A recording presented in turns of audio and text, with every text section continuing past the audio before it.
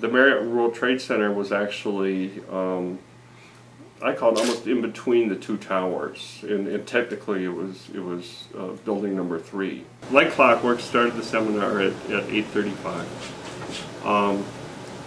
and it was about 10 minutes after that. And although the hotel was about 22 stories tall, I was teaching in the 3rd floor conference room, and when the first, I call it it was like an explosion. When the first explosion happened, even on the 3rd floor, the building sort of quaked, and at the same time you could then look out the window, and it was like it was hailing glass and concrete. And I think that's the time when, probably for the first time in my life,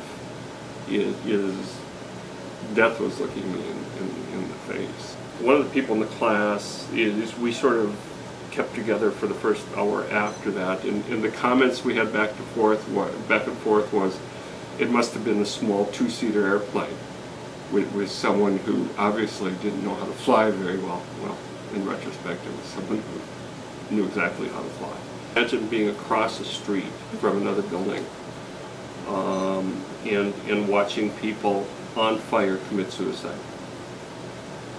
And what had happened the first time or the first 2 times is someone would yell out, someone's jumping. It was surreal. Barb, the woman who stayed with me, we both talked during the experience that it was like being on a movie set, and actually watching, this all happen. Then the first building came down. And I think in real time it all just, it was almost like slow motion, that it just came down and down. And that whole experience was, again, it was just so eerie, because there were hundreds and maybe thousands of people out on the street, but it was sort of like everybody was just standing there. And I use the expression oftentimes, my heart smiles. And I don't want that taken out of context. My heart was not smiling about this catastrophe. My heart was not smiling about people losing their lives.